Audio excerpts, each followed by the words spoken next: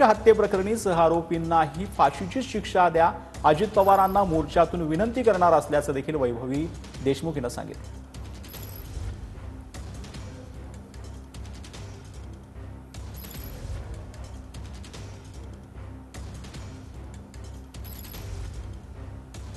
मोर्चात मी आणि आमचे कुटुंब चाचा सुद्धा आम्ही त्या मोर्चामध्ये सहभागी होणार आहोत, कारण की इथून मागचे जे मोर्चे झाले ते माझ्या वडिलांना न्याय मिळवून देण्यासाठी होते।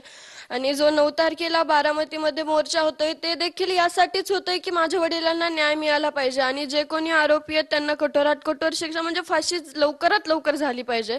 त्यासाठी मी सर्वांना विनंती करते की आम्ही येत आहोत त्या मोर्चामध्ये, तुम्ही सुद्धा मोठ्या संख्येने सहभागी व्हा। बीडच्या मोर्चातून अजितदादांना काय विनंती असणार आहे? विनंती तर सर्वांना आम्ही झालेल्या घटनेच्या दिवशीपासून आणि आज देखील आम्ही एकच भूमिका आहे आमची की माझ्या वडिलांना लवकरात लवकर न्याय मिळवून द्या आणि जे कोणी आरोपी असतील त्यांना कठोरात कठोर शिक्षा द्या।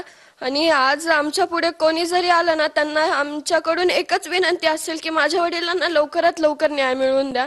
आणि जे हे अमानुष कृत्य ज्या लोकांनी केले किंवा त्यांना कोणाचा वरद हस्ते किंवा त्यांनी कोणाला घेऊन माझ्या वडिलांची हत्या केली, त्यांना सुद्धा यामध्ये सर्वांना 6 आरोपी करून फाशीची शिक्षा झालीच पाहिजे।